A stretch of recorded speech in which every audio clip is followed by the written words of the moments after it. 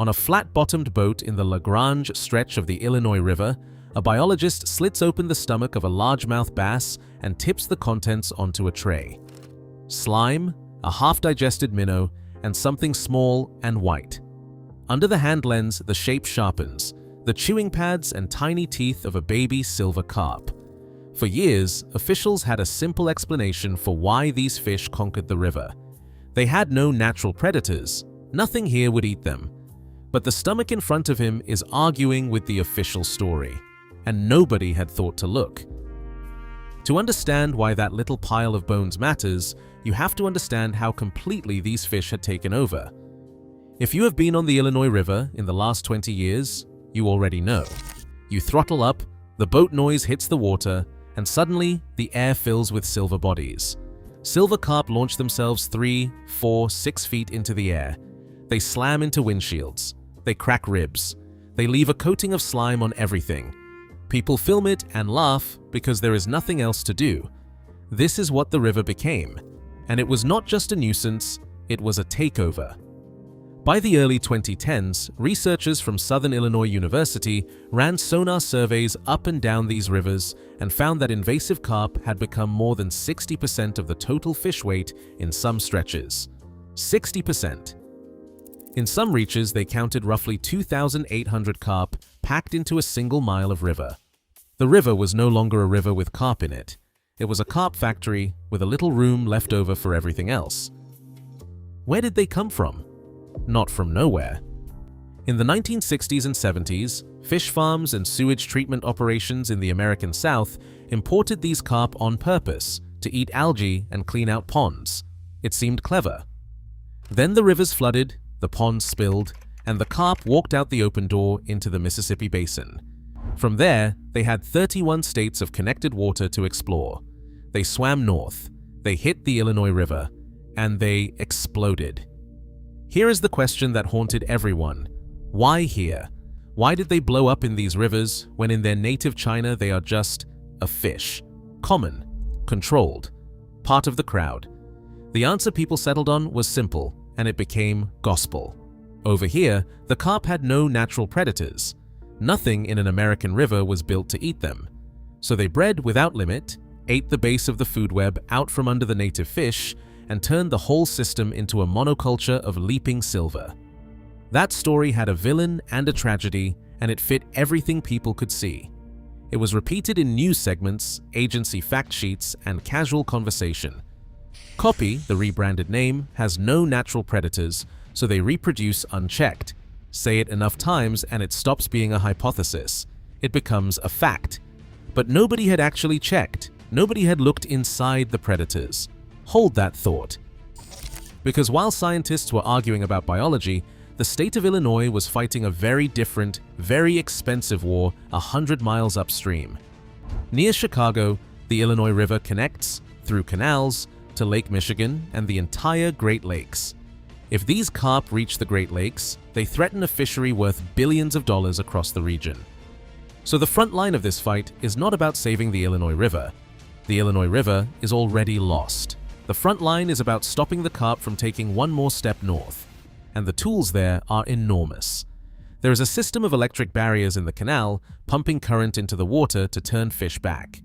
There is a massive federal engineering project at Brandon Road, a choke point where the government is building layered defenses, noise, bubbles, electricity, and a flushing lock to stop carp from slipping through. This is heavy, expensive, permanent infrastructure warfare. Below the barrier, the strategy is blunter. Kill them.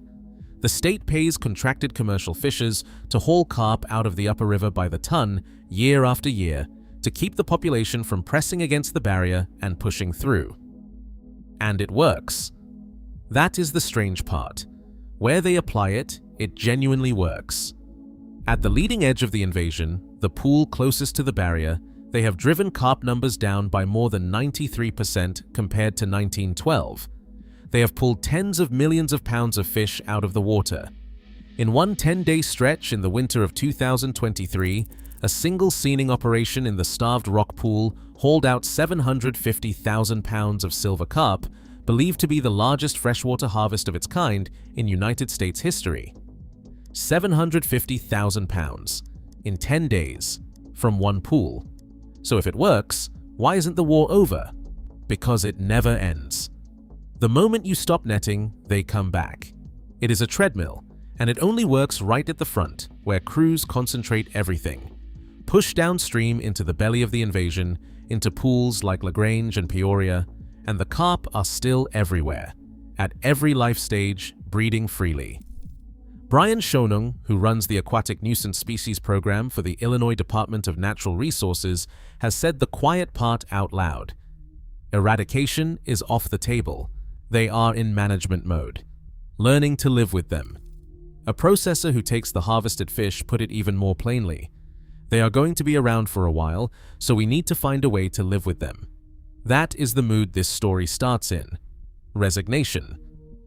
A river you cannot fix, held back by a wall you can never stop reinforcing. Now go back downstream, back to that biologist and the open stomach and the tiny white bones. Because something happened in 2014 that nobody planned and nobody could have planned. It was an accident of weather and water. The carp in the Grange Reach had a monster spawning year. Conditions lined up and they bred in enormous numbers, flooding the backwaters and side channels with millions of baby carp, finger-length, soft, and everywhere. To the untrained eye, that is a disaster. More carp. Just what the river did not need. To a small team of researchers, mostly out of Western Illinois University, working with the U.S. Geological Survey, the Illinois Natural History Survey, and the Upper Midwest Environmental Sciences Center, it was something else. It was an experiment they could never have set up on purpose. For once, the river was full of carp at the one size where they are not armored, not gigantic, not untouchable. At the one size where they might just be food. So the team did the unglamorous thing. They went out with electrofishing gear and nets, and they caught native predatory fish, the ordinary residents of the river. Bass, crappie, gar, catfish, drum, and then they cut them open, one after another, and looked at what was inside. This is not exciting work. It is slime and forceps and trays and a hand lens. They sampled 1,472 native predators between August and November of that year, 1,472 stomachs. And here is the problem with reading a fish stomach. A baby carp, half digested, turns to mush. You cannot just eyeball it and say that was a silver carp. So the researchers used a trick. Silver carp have hard little structures in their throats, chewing pads and pharyngeal teeth that survive digestion when the soft body is gone. Those bones are like a fingerprint. Find them in the slurry and you can prove a carp was eaten. Measure them and you can even back calculate how big the carp was. Picture the tedium of it. A tray, a squirt bottle, a pair of fine forceps, and a slurry of half-digested river. Somebody bent over a scope for hours, sorting fish mush, picking out pieces smaller than a grain of rice, and asking the same question of each one. Is this a carp? It is the least glamorous detective work imaginable, and it was about to overturn a claim that had been printed on government fact sheets for a decade. They started finding the fingerprints, over and over. Baby silver carp bones turned up in the stomachs of largemouth bass, in white bass, in black crappie and white crappie, in channel catfish and flathead catfish, in smallmouth bass, yellow perch, freshwater drum, yellow bass, and short-nosed gar. 11 native species. In each of those 11, juvenile carp showed up in more than 15% of the stomachs. The fish that everyone said had no predators were being eaten by the entire neighborhood. Now, a skeptic pushes back here, and they should. Fine, native fish will eat a baby carp if it swims into their mouth. So what? Anything will eat anything if it is small and available. Maybe the carp were just so overwhelmingly abundant that the predators had no choice. The researchers thought of that too. So they measured how available the baby carp actually were compared to everything else that's small in the water. The answer: carp made up about 9% of the available small fish prey. 9%. If the predators were eating fish at random, carp should have shown up as a minor ingredient, a footnote. They did not show up as a footnote. For several of the predators, the carp showed up far more often than 9% would predict. And when the team ran the numbers on preference, which prey a fish chooses when it has options, 3 species stood out. White bass, black crappie, and short-nosed gar were not just tolerating baby carp, they were selecting them, choosing them over native minnows. And here is the detail that gives it away. They kept choosing carp even as the carp thinned out and got harder to find. That is not an accident of abundance. That is a hunter that has decided this is the good stuff. The predators were not ignoring the invader. Some of them had switched their menu to it. And here is the fair objection. This was one river, one strange summer, one flood of baby carp. Couldn't it be a fluke? A one-off feeding frenzy that means nothing for the years in between? It's a real question, and the honest answer is that the 2014 spawn was what made the data possible. You can only measure predators eating baby carp when there are baby carp to eat. But this wasn't a single stomach or a lucky photo. It was more than 1,400 fish, analyzed with hard skeletal evidence, published in a peer-reviewed fisheries journal, and backed by a collaboration of university and federal scientists. Follow-up work kept refining the same finding. When carp spawn, native predators are there, and they eat. The pattern held. So let's answer the obvious question, because it is the one that makes this story real instead of a fairy tale. If native fish were eating baby carp all along, why did the invasion ever happen? Why did the carp still take over? Because eating the babies is not the same as stopping the flood. When a spawn produces millions upon millions of juveniles, predators can eat a huge number and the survivors are still an army. Predation does not erase the invasion. It is not a kill switch. But it is something more subtle and, honestly, more interesting. The thing that determines whether an invasive population keeps exploding is not how many adults you can see. It is recruitment, how many babies survive the gauntlet and grow up into breeding adults. Adult carp are the problem everyone was fighting. Too big for any native mouth, too fast to catch, netted out by the ton, and endlessly replaced. But every one of those untouchable adults was, for a few weeks, a bite-sized juvenile swimming through water full of hungry bass.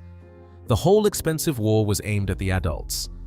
The one moment the carp were actually vulnerable, the one bottleneck in their entire life, was the juvenile stage.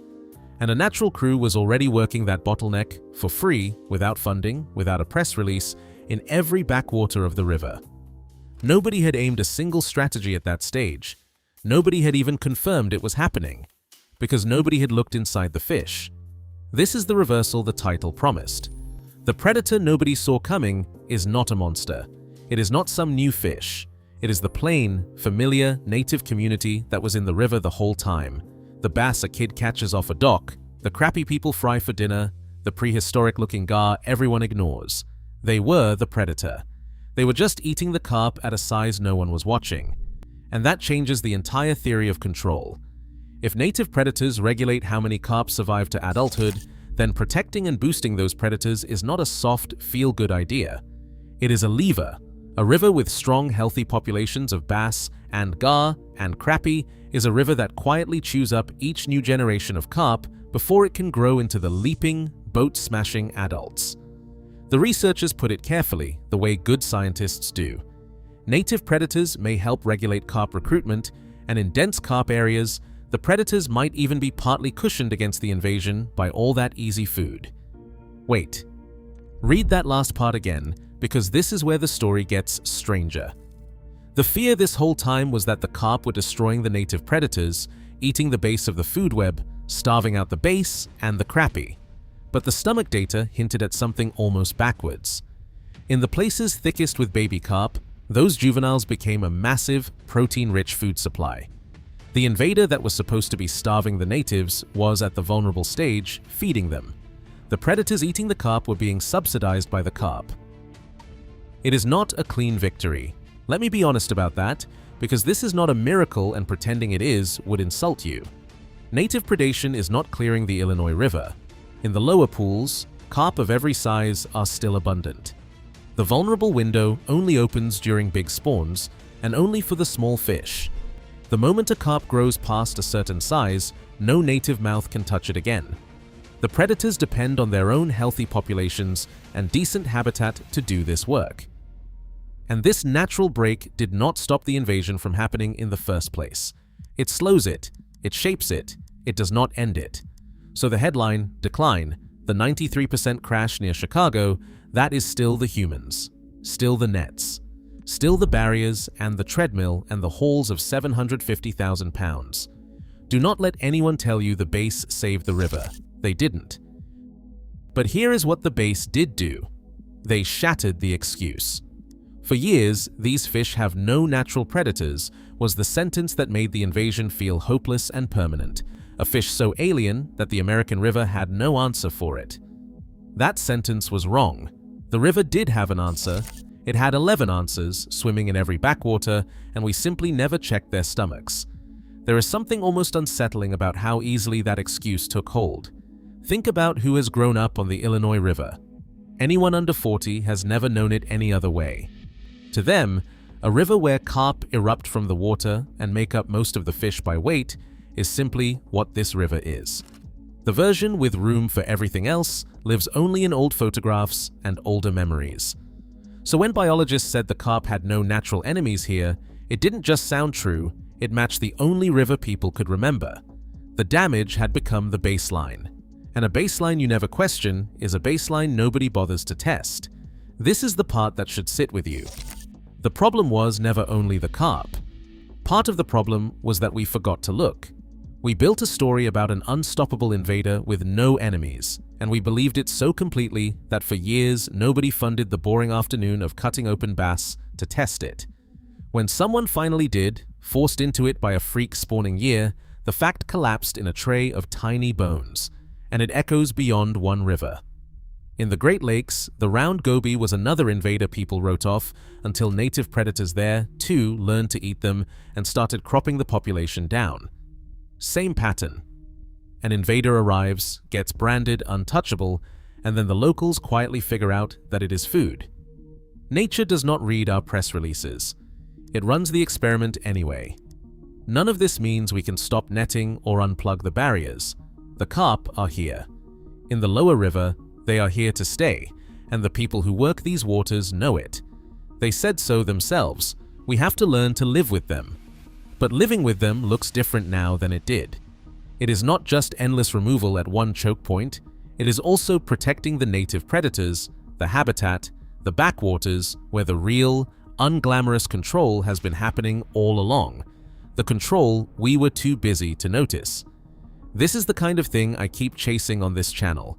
The moment somebody finally checks the assumption everyone else built their whole plan around and finds it hollow. The unstoppable invader that turned out to be somebody's favorite meal. If you know another case where the cheapest, most overlooked answer was hiding in plain sight, tell me. I want to find it. So think back to that boat. The biologist with slime on his gloves, tipping a base stomach onto a tray, expecting nothing, and finding the teeth of the fish that was supposed to have no enemies. That small, white, easily missed pile of bones did something the electric barriers and the million-pound hauls could not. It told the truth. The carp were never unkillable. They were never the alien monster with no answer. We spent years fighting the giant adults with everything we had, and the whole time, in the shallows we weren't watching, the river was quietly eating the children.